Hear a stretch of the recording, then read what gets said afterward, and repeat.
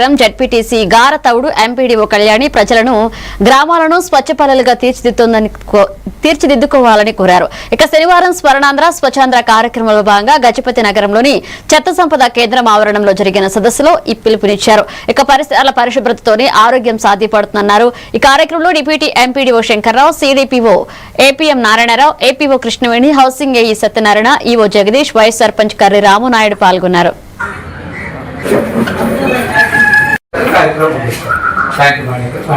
Only Swachh Bharat కార్యక్రమాలే నిర్వహించడం కొంత సమయం కేటాయిస్తానని పరిశుభ్ర ఆంధ్రప్రదేశ్ సాధించే కొంచెం ఇచ్చేసుకుని మీ ప్రతి గ్రూప్ లోన ఈ సబ్జెక్ట్ గురించి మీరు మీటింగ్స్ పెట్టుకుంటారు నెలకు ఒకసారి. ఆ మీటింగ్ లోన ఒక 10 నిమిషాలు దీని గురించి మాట్లాడాలి. రెండే విషయాలు మాట్లాడాలి.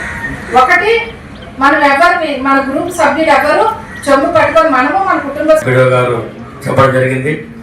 అదే ఈ ప్రభుత్వం వచ్చిన తర్వాత ప్రతి 3వ శనివారం ఈ కార్యక్రమం ఎప్పుడు జరుగుతూనే ఉంది. అందులో భాగంగానే ఎవరిని చెప్పినా కూడా ఈ స్వచ్ఛాంధ్ర ఈ కార్యక్రమంలో మనం చెప్పడం మిగులుతుంది తప్ప ఈ పురుడిపెట్ట గజితనగర్ అనేది కొంత అవేర్నెస్ ఉన్నటువంటి గ్రామాలు పర్వాలేదు. విజయనగరం జిల్లా